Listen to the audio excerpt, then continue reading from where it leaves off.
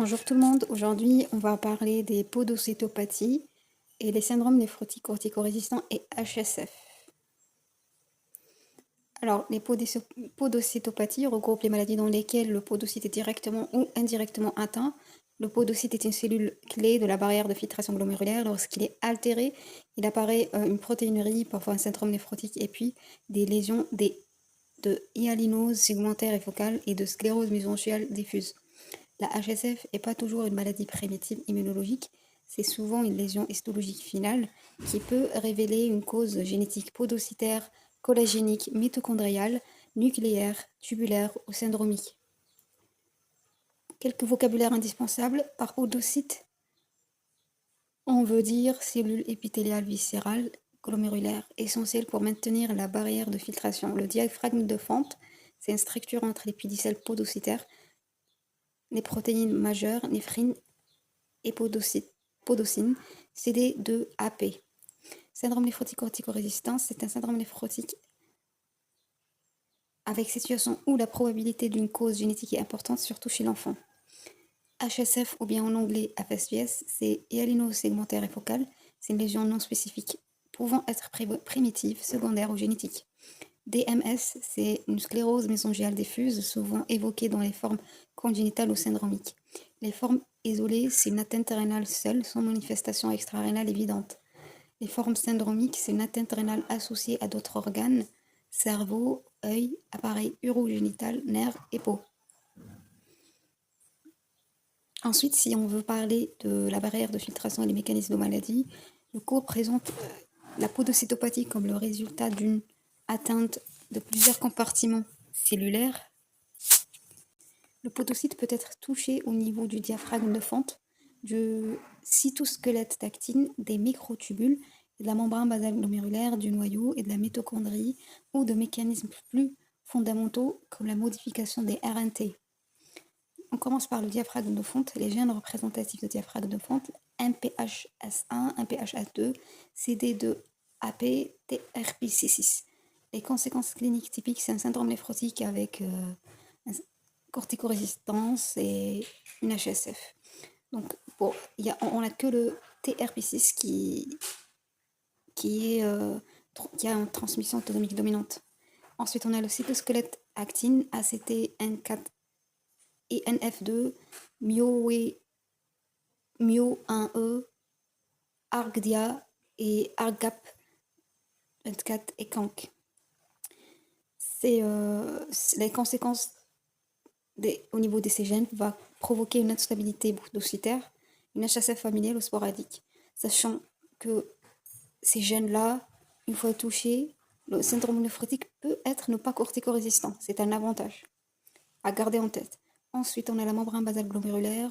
Il va être touché par COL4A3, COL4A4, COL4A5, LAMB B2, ETGA3, ETGB4, CD151, est responsable de syndrome d'Alport, Pearson, HSF mimant et podocytopathie primitive. Ensuite, on a le noyau et la transcription, WT1, LMX1B, PAX, LMNA et NXF5. C'est des formes isolées ou syndromiques avec des phénotypes élargis. Ensuite, on a les mitochondries, les COC10, COC2, COC6, COC8B, ADCK4, PDSS2. Ça donne un syndrome néphrotique corticorésistant potentiellement accessible à une approche thérapeutique ciblée par supplémentation en COC2, COC10. Ensuite, on a le microtubule, par mutation au niveau de WDR73, TTC21B, qui donne Galloway-Mowat syndrome, qui associe rein et système nerveux central. On a aussi les modifications des RNT, les COPS. Les gènes responsables sont LAG2, LAG3, OSCAP, TP53RK, TPRKB et GAN7.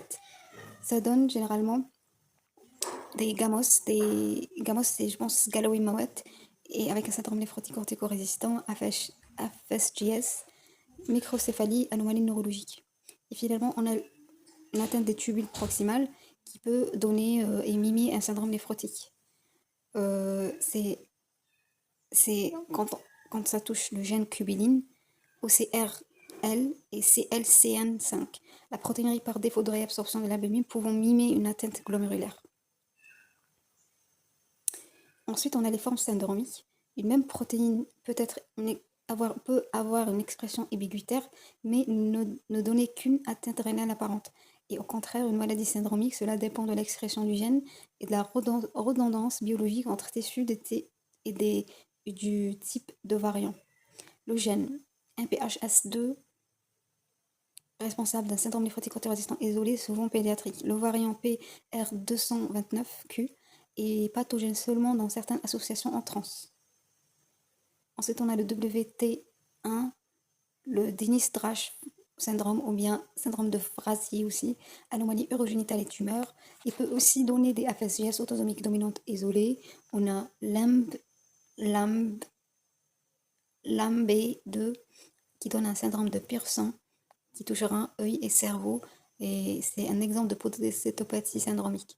LMX1B qui donne le Nail Patella Syndrome qui peut exister sous forme de FSGS isolé, et on a le INF2 qui donne un phénotype de FSGS dominante, c'est le syndrome de Charcot-Marie-Tooth avec un spectre neurologique ou rénal isolé. Et on a le col 4A3, 4-5 qui donne un syndrome d'Alport qui peut être retrouvé dans les cohortes HSF, FSGS, surtout familial.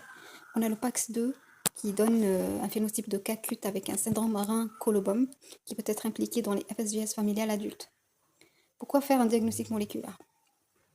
Le diagnostic génétique n'est pas seulement descriptif, il change la prise en charge, il permet d'éviter certains traitements inutiles et d'orienter un traitement ciblé, de préciser le risque familial et de sécuriser la transplantation. Donc l'objectif est d'arrêter et d'éviter les immunosuppresseurs, car une cause génétique structurale de syndrome néphrotique corticorésistant répond rarement aux corticoïdes et aux immunosuppresseurs classiques.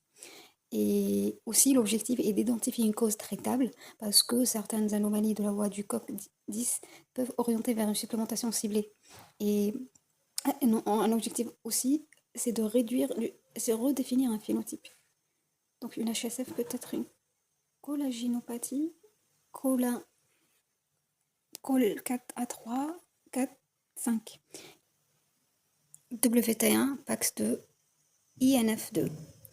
Ensuite, en faisant le diagnostic moléculaire, on va pouvoir conseiller la famille et surtout par rapport au mode de transmission, le risque de récurrence, de dépistage des apparentés.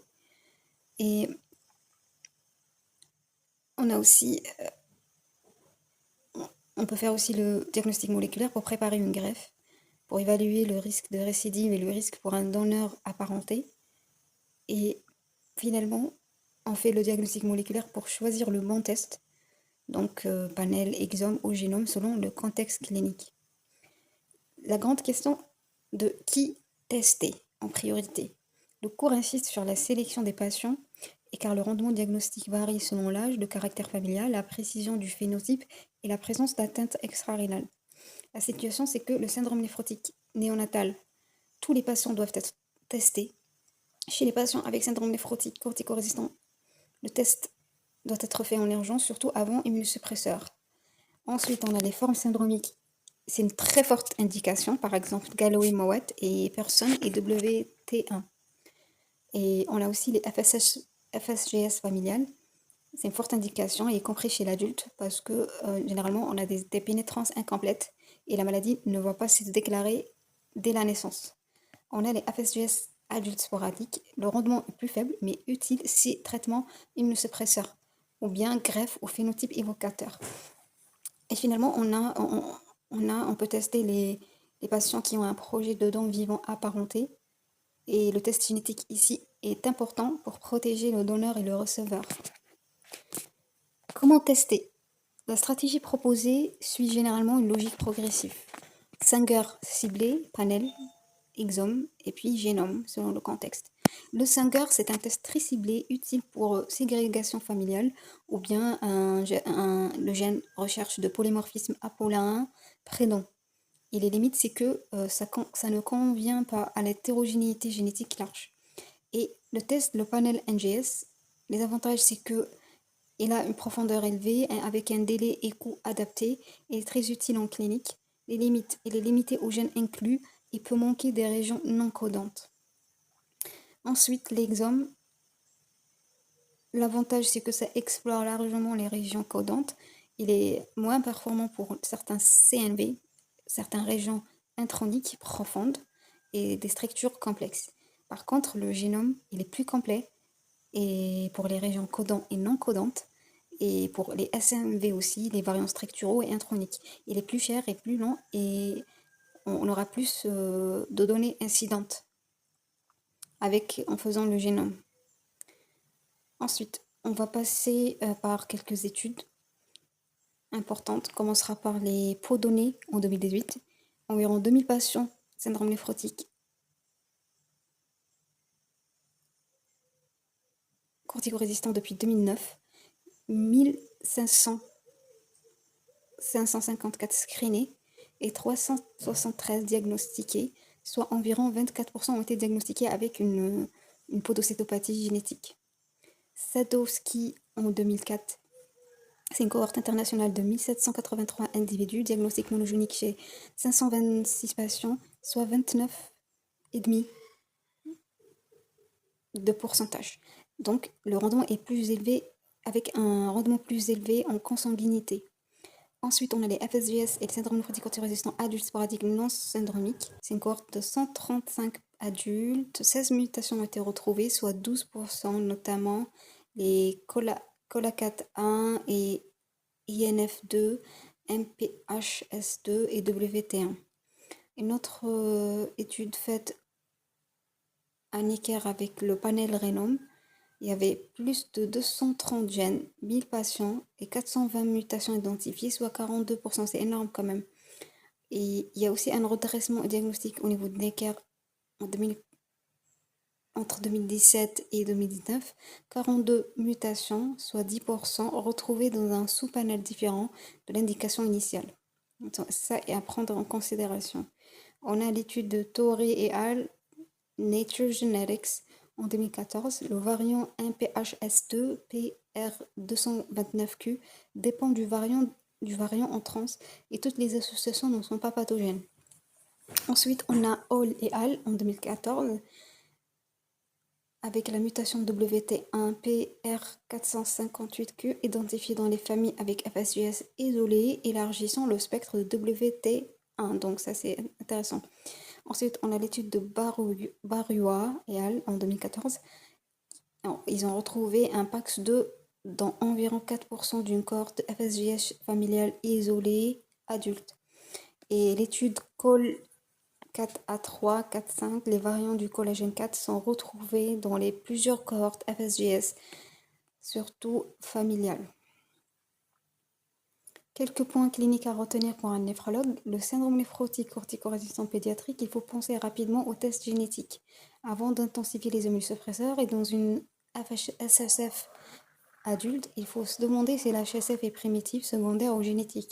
Les arguments en faveur d'une cause génétique sont l'âge jeune, la résistance aux corticoïdes, l'histoire familiale, une atteinte syndromique, une consanguinité, une hématurie et une histoire compatible avec collagénopathie. En transplantation, la distinction est importante. Une podocytopathie génétique structurale récidive est généralement moins qu'une forme immunologique circulante, mais un donneur apparenté peut lui-même être porteur d'un variant à risque. Le test génétique protège donc à la fois le receveur et le donneur. Les messages phéno du cours, c'est que HSF est une lésion, pas un diagnostic étiologique complet. Il faut toujours chercher le contexte clinique, familial ou génétique.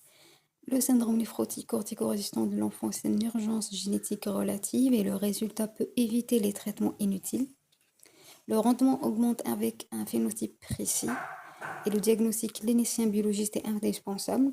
Le panel exome et génome sont complémentaires. Le génome devient utile si panel exome négatif ou suspicion de variant intronique structural. La génétique redéfinit les maladies.